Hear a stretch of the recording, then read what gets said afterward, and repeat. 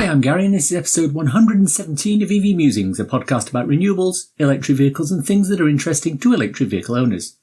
On the show today, we were looking at the Polestar 2. This season of the podcast is sponsored by ZapMap.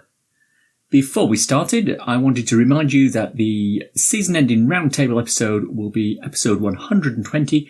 Stay tuned for that. Our main topic of discussion today is a continuation of our occasional series on the electric vehicles you can actually buy and use today. We get real drivers of these cars in and talk to them about the day-to-day experience of living with their particular vehicle. On past episodes, we've covered the I-Pace, the Peugeot the Peugeot E2008, the i3, the Leaf, the Model 3, and the e-Niro, amongst others, and links for these are in the show notes. Today we're looking at the Polestar 2. To help us with our discussions, I'm delighted to welcome Matthew Thompson. He's a Polestar 2 driver who's had his car for around 17 months now. In this discussion, we'll cover buying his Polestar while living abroad, what car he originally went for, why he elected to not go for a Tesla Model 3, and why he thinks Android Automotive needs to be a little more open. As a framing for this discussion, Matthew used to live in Canada and he used car sharing services there. He'd opted for the electric versions of the vehicles wherever possible. When it came time for him to leave Canada, I asked him whether he decided then that the Polestar was the one to buy. Nearly. Oh. I actually was due to move to Austin, and it was going to be the Bmw i3. Nice car. I'd seen a load available on the second-hand market in the US, and I'd got myself absolutely set on the i3. Was the beginning of 2020. None of that happened. I had to not go to Austin. I had to relocate back to the UK, and I didn't know what I wanted. But I knew that I needed a car because either I was going to have to drive to work or I was going to have to drive to family. At the time, I had family situations that required me to be able to get to them at the drop of a hat if I was in the UK. So I was looking predominantly for a car that I could get purely online where they wouldn't mind that I was in another country while I ordered it. And there weren't many online ordering facilities for new vehicles. Okay. Now, if you're going down the avenue of online, then obviously I'm going to have all my listeners shouting at the... There was a T word, yeah. The T word, yes. Was that ever a consideration for a Tesla? It was. It wasn't easy.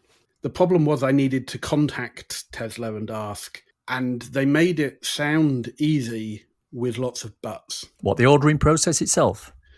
The paying for it, registering it, being in the country type thing. There wasn't as much, ironically, flexibility as Polestar offered me. Given what you've just said, the difficulties appear to be outside the actual vehicle itself and more in the ordering and delivering process. Did you ever do a head-to-head comparison between the Tesla and the Polestar? I didn't do one in real life. I just did one on paper. And they came up basically pretty close. Okay. At that time, a Model 3 with the options that I would want and a Polestar, they were basically the same sort of price. I liked some of the technology in the Tesla that even today is still missing from the Polestar. I didn't want the electric Escort. So the Polestar just looks different. For a start, it has the driver's display, which is something I really liked the idea of. And it was easier for me to talk to the Polestar guys to get ordered. I placed an order in June of 2020 and took delivery of the car in September. And was that on a timeline that they defined, or was that a timeline you defined? That was actually on a timeline that they'd defined, and it came in quicker than they'd originally defined. They provided me with a delivery date of October, but then it came in on the ship earlier, and I managed to get it on an early delivery. All right. Well, let's talk a little bit about it. Now, I'm not 100% familiar with the different versions. Is there just a Polestar 2, or can you get different versions of the Polestar 2? When I purchased mine, it was you get the Polestar 2, you can choose the colour, you can choose to have leather, and you can choose to have the performance upgraded brakes and suspension. Did you go for the upgrade? I didn't. As I was purchasing outright, it felt like too much of an upgrade. And also, I'm buying a car that I've never even seen in the flesh. Mm-hmm. So I don't know what the difference is. I thought I'll just go for the standard one in the standard colour without any options because I can probably get it quicker. Okay, now let's just rewind a second though. You're saying you bought a vehicle that you've never actually seen in the flesh, and that's absolutely fine. But in that case, why did Polestar come onto your radar as being one to look at? I mean, you've just said the reason you didn't necessarily go for Tesla is because you didn't want to have, the Ford escort of electric cars. Why did Polestar appear on your radar? It's a new brand, but it isn't. Mm-hmm. It's basically an electric Volvo. Mm-hmm. And with the Polestar 1 and the Polestar 2, the designs are Volvo designs. And I like the current Volvo look. So I was comfortable with the look. I felt comfortable that the engineering would be up to Volvo's standards. So it felt like it was a comfortable option. Even if the name isn't well known amongst a lot of people, actually the vehicle sort of is because of its XC40 underpinnings. All right, let's talk a few figures now. How many miles have you done since you picked it up in 2020? So it's got nearly 14,000 on the clock at the moment. Okay, and that's less than 1,000 a month, isn't it? So you're not putting a huge amount of mileage on it, are you? No, I had a period of about 6 months where I wasn't working. So there were fewer regular trips, mm-hmm. and also lockdown. I did on a lockdown. I decided that it wasn't appropriate to keep doing trips, but I may have gone for a very long coffee one or two times. A coffee a long way away, you mean? Yeah, a coffee at the other end of a motorway, maybe. So what has been the longest individual journey you've done? The longest individual, as in one run, that would be part of a holiday up to Scotland. So I drove up to the Lake District, stayed overnight. That's the longest single run. And you're based in what area of the country? I'm in Cambridgeshire at the moment. Okay. So that was a decent run. Yeah. I then drove virtually all of the way around Scotland over the course of about 2 weeks. So overall on that journey, how many miles did you put on the vehicle? 1,500 that's not bad. in that time. But also it was a really useful trip for me because after that, I just do not have range anxiety. I am comfortable with virtually any journey now. Okay, well, let's talk range. And the battery in yours, is it the 61 kilowatt hour or the 75 kilowatt hour? It's the 75. So we're looking at a usable range 250? 240 if I don't go too fast on the motorway. Mm-hmm. I have got 280 out of it, but that was mostly A roads with an average of around 50, 55 miles an hour. How close have you run it down to zero? I think the lowest is probably about 4%. Purposefully aiming to do that, knowing that I was arriving at a charger. Now, when you get to a charger, you plug it in, obviously it's CCS. What sort of maximum charge speeds are you getting? Originally, when I first got the car, I saw maybe 100 at most. Not long afterwards, they tweaked the charging curve, and I can now very regularly see 145, 150. Now that's good because the maximum power on those, I believe, is 151. Yeah, I've seen 155 delivered to the car. I think the 151 is probably what the battery can take, and the rest is the car using other items like heating. I'm actually looking at the charge curve at the moment from Fastned. Interestingly, it's one of those like the e-tron. If you stick it on a 50 kilowatt charger, it will just ramp straight up to 50 kilowatts and stay there right up to 80%, which is fantastic, I think, because I find there's a lot more of the 50 kilowatts around, obviously, than anything more than that, although I try to go to the fastest charger that I can. What's your experience on the actual charge curve itself? Because looking at what I've seen here, it looks a little bit interesting, I think is the phrase. Have you seen the charge curve? I have. I charged at one of Osprey's Kempower chargers a few days ago. Mm-hmm. I didn't stay on it for long, so it didn't hit 145. I arrived with about high 30s percentage. Mm-hmm. So it wasn't in the optimum, but it got to close to 100, stayed there for a short time, and then gradually it tends to drop down and then ramp up a little bit, and then drop down and then ramp up a little bit as it hits each of its points along its curve. And that's what I find quite interesting, because as I say, I'm looking at it here and it's got the step down, but as you quite rightly say, it doesn't sort of go flat and then drop. It goes flat, then it increases a bit, then it'll drop down to the next level, then it'll go flat, increase a bit and drop down to the next level. It's an interesting charge curve, not one I think I've seen similar to. Why would it do that? Do we have any idea? I'm not too sure, other than there's likely set points percentage-wise, and then it bases it on actual performance. So my estimation would be that it knows at, let's say, 40%, it wants to drop down to 80 kilowatts. It drops down, but then when it's comfortable, it can go back up.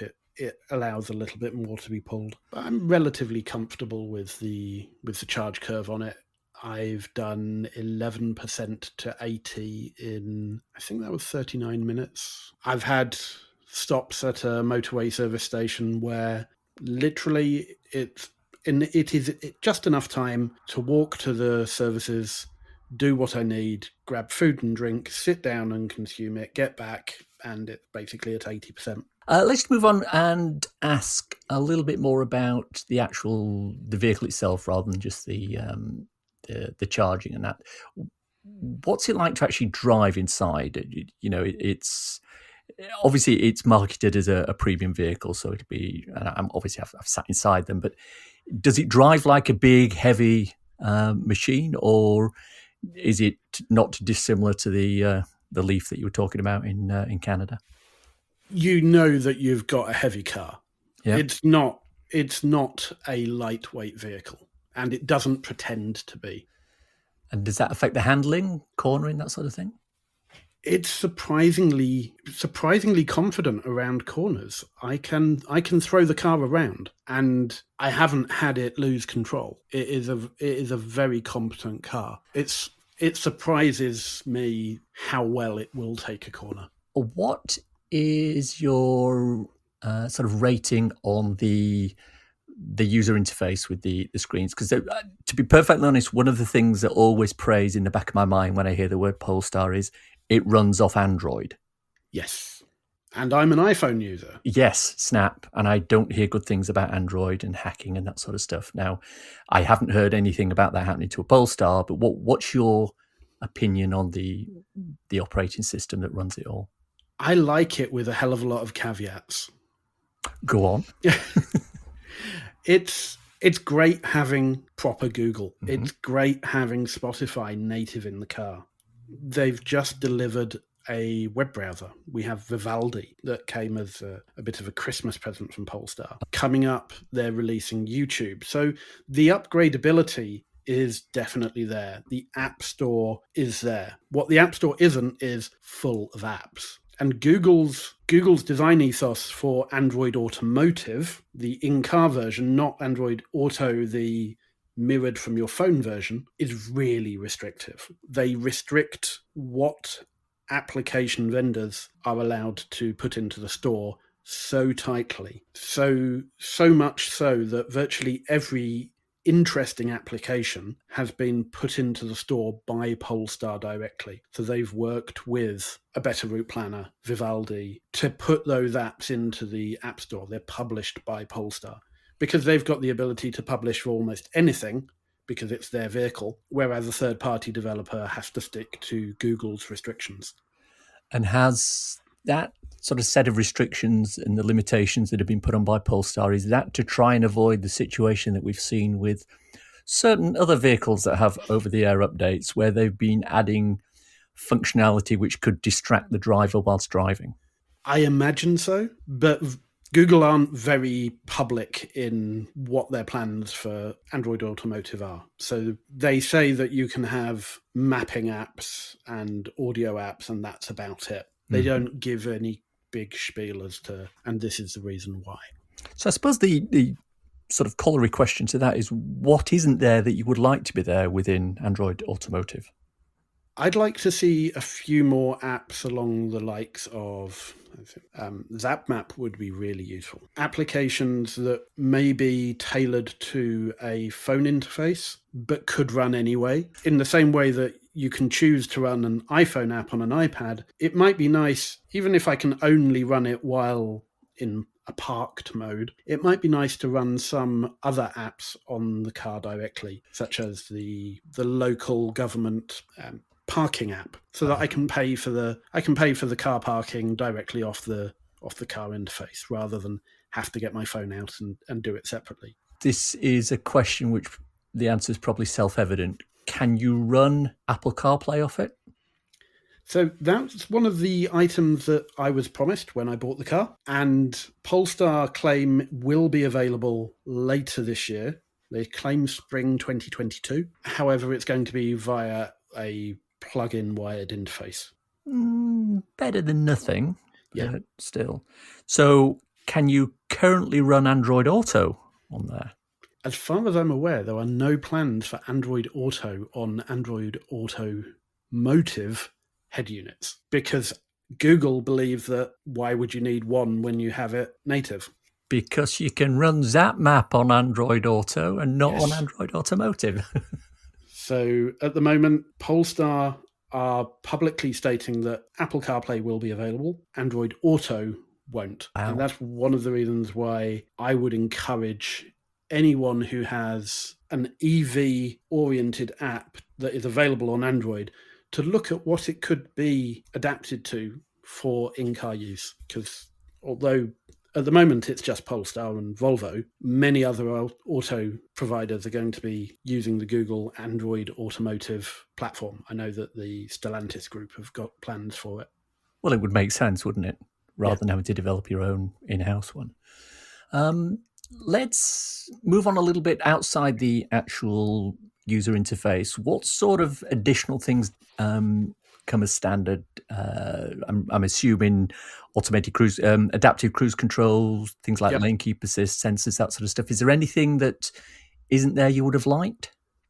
So the launch car had no options. It literally had virtually everything. The only things that I find it missing are the Android Auto elements. From a driving point of view, everything's there. The adaptive cruise control, lane keep assist, speed limit. I might like a slightly easier way of switching between a couple of the modes. I think the only thing that it's missing that I would potentially have added as an option if it were is seat ventilation. That only came with leather, and I didn't choose the leather interior. Okay, now that's interesting because regular listeners of the podcast will know that whilst the current car that I have is the first I've ever had that has these particular functions, I'm now never going to be able to buy a car that doesn't have heated seats and a heated steering wheel. And I have those, and yes, they are, especially with an EV where you don't necessarily want to heat the interior fully for a short journey. Yeah, they are just amazing. Is the Polestar resistive heating or is it heat pump? Mine is resistive. Later ones have the option of a heat pump.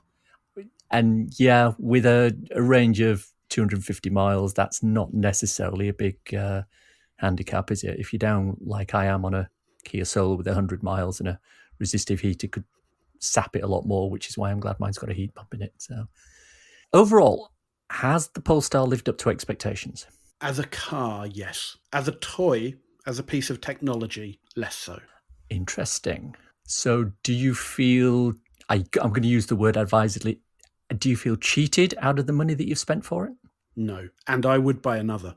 Oh, well, that's always a good indicator of whether somebody likes a vehicle or not, whether they buy another. What are the plans with yours? Are you planning to move on to another one, or are you going to keep it until it's hit its warranty, or what? How long are you anticipating keeping it?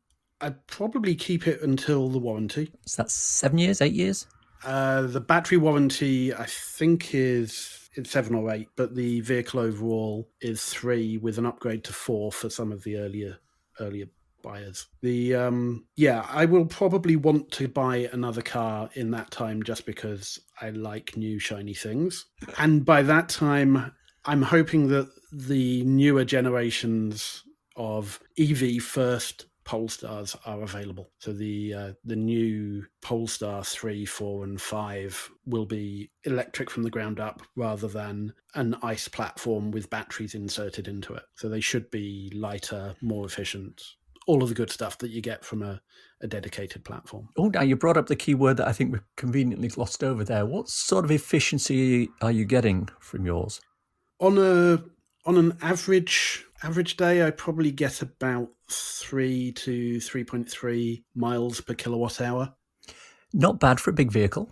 It is, yeah. It is a good car for its weight. It's hugely heavy. It's not as efficient as the Tesla. Completely accept that, but it doesn't penalize you further. If it was as light as the Tesla, I think it would get fairly close to its efficiency. What's it like for space inside? Presumably, do you have a family? I don't. It is just me. I haven't wanted for more space apart from one day recently when I was loading the car absolutely to the brim with packages. The car's got a lot of places you can hide stuff. There's a big underfloor area in the boot. The fruit is minimal, cables and that's it. But it already has a few elements of safety kit in there. It has a triangle and the like. The front is a little cramped for some people. I'm not that tall, so I don't have the problem with leg space. I have short legs. They don't interfere with the side console. But I know some people with longer legs don't like the center console. It is very cocooning. Yes, I think that's what I've noticed. I was on a charger once and someone pulled up next to me, and that's the first impression as you're looking through the passenger window. It's kind of, that looks as if it's a bit snug, I think is the phrase I would use. It isn't helped by the colour scheme as well. It looks smaller inside than it is. It's still a big car, but it looks very, very wraparound and snug. I don't think it's as small inside as a lot of people think, but as with any car, it's definitely one to have a good long sit in. Don't just get in it, get out of it. Which would have been a bit of an issue for you because, as you say, you purchased this sight unseen, so you'd never actually sat in one before you got it? Never sat in one. Yeah. Am I right in thinking it's the all-black interior? It's a very, very dark grey, yes. Yeah, which doesn't help. That does give you an impression of it being sort of smaller inside than you would expect, doesn't it? But that is also the colour scheme that I would have chosen anyway. Oh, absolutely. Absolutely. One thing I can't stand on a car, especially when you're looking out through the window, if it's got a bright sort of dashboard, because when the sun shines, it just throws a huge white reflection up on the windscreen. So the darker it is, the better as far as I'm concerned. Yep. Have I missed anything that you might want to talk about in terms of the Polestar? In terms of the car, I don't think so. There have been some fun moments with the after-sales support. Have you had niggles? There were some niggles with the early cars. There were some recalls. Most of them got dealt with really, really easily. There was one which was dealt with as a software update. So exactly the same way that Tesla does with a lot of theirs. Polestar now deals with some of their recalls as software updates over the air. One was a component exchange. So one of the drivetrain components needed exchanging. And to make up for this, Polestar offered an extra year's warranty and internet connectivity and some charging for early adopters of the vehicle. Unfortunately, mine hadn't until very recently ever taken an over-the-air update. What it turned out was it was the security certificates needed updating. Right. So just like on a website where you have an SSL certificate, the car has its own set of certificates to make sure they're all valid, and mine seemed to have gotten confused and needed a full reinstallation of all of its security certificates at a dealer. So you said you bought the car online. Are there actually now Polestar official sort of bricks and mortar Polestar dealers? Dealers, no. They call them spaces. So they are retail focused and design focused spaces, typically in shopping malls. So the likes of the Trafford Centre and Westfield. And you can go in, sit in one, you can do a test drive. They have a bank of them connected to chargers outside, and you can do all of your paperwork and all of your purchasing. But for the after-sales service, it tends to fall back on the Volvo dealership. And are all Volvo dealerships qualified to service the Polestars? I believe most of them are now. My local one definitely has a Polstar qualified master technician. I've spoken to him a few times in the course of owning the vehicle, and they've been great. Good. Glad to hear that, because the last thing you want on something like an expensive car like that is to have service facilities that are not responsive and don't give you what you want, etc., etc. Presumably, everything you've had done has been covered under the warranty. All of those faults have. I clipped a wing mirror. That was an expensive mistake. Is that the kind of mistake you only do once? Yes, the wing mirrors contain a lot of sensors and radio receivers and the like. So that was a costly error. I won't be doing that again. Presumably, blind spot monitoring is one of the things that it has? The blind spot monitoring light is in there, but the sensors are all in the rear bumper. Many thanks to Matthew for sharing his journey with us on the show today. He can be reached at m_at on Twitter. Why not give him a follow? And now it's time for a cool EV or renewable thing to share with your listeners. I personally am very conscious of my carbon footprint. I've said on this podcast before that because of the work I used to do back in the day, I have a carbon footprint that I'll probably never be able to offset or remove. So I was really interested to hear about a book that's come out called How Bad Are Bananas? It basically looks at pretty much everything you can buy, grow or use on a day-to-day basis, and it gives you an indication of the actual carbon footprint of that item.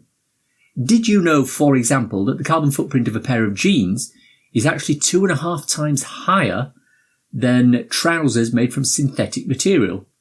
It seems counterintuitive, but in much the same way as EVs are better long-term than ICE cars, jeans have a lower manufacturing cost per kilo, but are usually much heavier than similar synthetic material. When you add up the lifestyle cost of washing and drying the heavy materials, the overall footprint is much higher. And this book is literally packed with startling little revelations like that, and will have you seriously rethinking some of the things you do, buy and consume on a day-to-day basis. Click the affiliate link in the show notes if you want a copy of this book. We'll get a small portion of the sale price if you do. Thank you. The EV Musings podcast is sponsored by ZapMap. ZapMap is the go-to app for EV drivers in the UK. Use it to search for available chargers, plan electric journeys, pay for charging on participating networks, and share updates with other EV drivers. ZapMap is free to download and use, with subscription plans for enhanced features such as using ZapMap in-car or on CarPlay or Android Auto. And that's the show for today. Hope you enjoyed listening to it. If you want to contact me, I can be emailed at evmusings@gmail.com. I'm also on Twitter @musingsev. If you want to support the podcast and the associated newsletter, you are subscribed to the newsletter, right? Please consider contributing to becoming an EV Musings patron. The link's in the show notes. Don't want to sign up for something on a monthly basis? If you enjoy this episode, why not buy me a coffee? Go to coffee.com/evmusings, ko-fi.com/evmusings, and you can do just that. And you know what? It takes that good old Apple Pay as well. If you want a quick reference ebook to read on your Kindle, I wrote a little something called So, You've Gone Electric. It's available on Amazon worldwide for the measly sum of 99p or equivalent, and it's a great little introduction to living with an electric car. Please check it out. Links for everything we've talked about in the podcast today are in the description. If you enjoy this podcast, please subscribe. It's available on iTunes or wherever you get your podcasts. Please leave a review as it helps raise visibility and extend our reach in search engines. If you've reached this part of the podcast and you're still listening, thank you. Why not let me know you've got to this point by tweeting me at MusingsEV with the words, "It's based on a Volvo." Hashtag, if you know, you know. Nothing else. Thanks as always to my co-founder Simon. You know, last year in the middle of lockdown, I asked him how he was staying fit. He told me he felt very pleased for himself as he'd just finished a marathon. 26 plus miles in a little less than 4 hours. When I asked him how he'd managed to avoid the stay-at-home orders during the lockdown, he threw me a wicked grin. I didn't do one in real life. I just did one on paper. Thanks for listening. Bye.